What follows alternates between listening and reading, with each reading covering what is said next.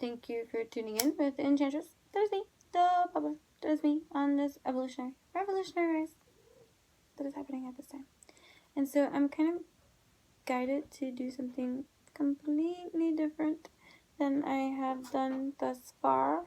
I mean, it's not so completely different. It's still involving tarot cards, recording, and me and here, or whatever. Me and you here. Excuse my, like, tongue-tied thing that's happening today, because this is already my, fourth recording, although this is not a continuation of the other three. I'm just lining some sage up in this bitch, okay? Alright, here we go. Cleaning the space, cleaning this page, channeling, although it's already clean, but just keeping it in that kind of way in case some crabapple wants to come in. I'll light some sage up their ass.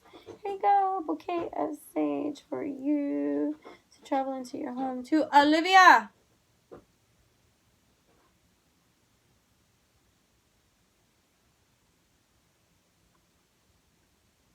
Cats can be demanding. Ebony!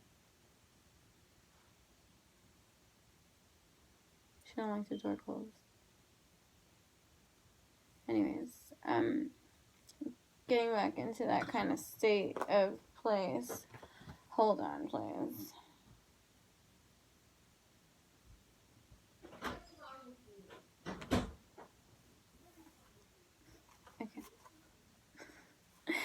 Okay, so I am kind of guided and geared to do something different. I am not going to be time stamping, although please help me timestamp. Because if I do that, I get into another kind of like orchestrated like block of a distraction, and I'm just trying to avoid all of that because it took me a little while to hit record before I hit record here. So what I hear and what I'm feeling guided to do is every astrological sign, however it pops into my mind, so there will be no order at this time. And if you are such a doll and you want to write and timestamp it for me to, bless you, because that would be great, because I'm not going to do it. I'm just going to flow into this escape, and hopefully I get all signed in. So this is kind of just a quick guided spirited message for every sign in regards to the relationships that they have going on in their lives. Now, please bear in mind that when I speak relationships, it can be intimate. It doesn't have to be. It could just be the most important people around you. You see, the advice that it could be giving you to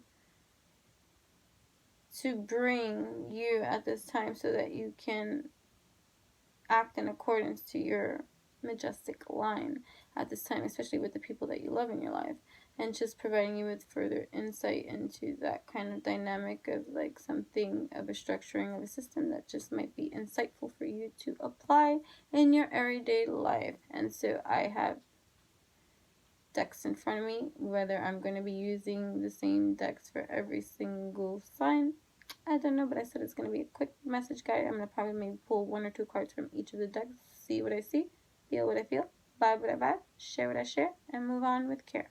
Okay? And so that is going to be that kind of dynamic, and that's big for me because babbler is I, and you know how I can be with my babbling sprees. So there's no limit to whatever it is that it is. I'm just trying to keep this under at least 25 minutes. So, let's go on. It is 3:55, and here we go. And Sagittarius, I'm going to lead with my crew of packs, so please be mindful that we are more than one sign. So you might be traditional with your sun sign, but know that you have moon, rising, Venus, and so many other different planetary influences in your birth chart that may fall under another sign that influence different sectors of departments of compartments in your own life. So if you wanted to be better in tune, it would be nice to go through your birth chart and planetary placements to know which signs you should be listening to, because although you are your sun sign, I also go off of Vedic astrology and Western astrology and whatever you call it, whatever you want, and you can pick and choose your battles however you want. They both resonate for me. And so that you have your sun sign outward, right? Moon sign inner, right?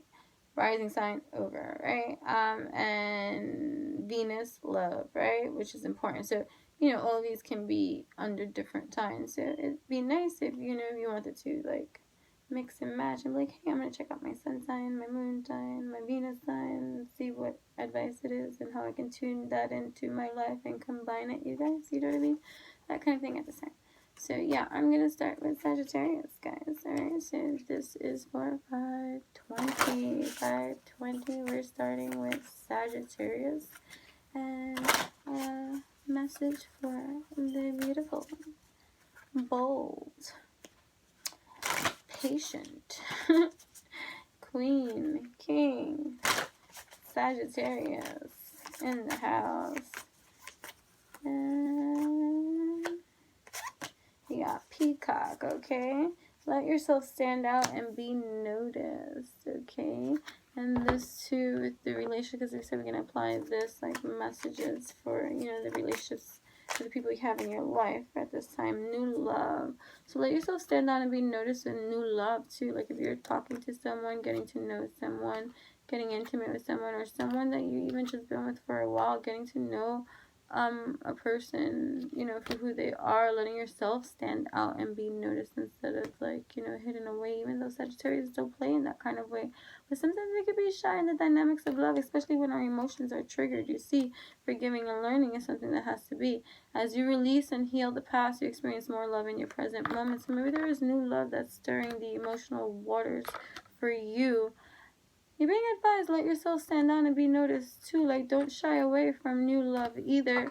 This is a learning process. You do have chemistry with someone, or maybe that's something that is new that's coming into view for you, Sagittarius, sun, moon, rising, right? Or Venus sign, or whatever you want to tune in to, that kind of sector of your life or in your chart. You figure it out for whatever it's going to be for you.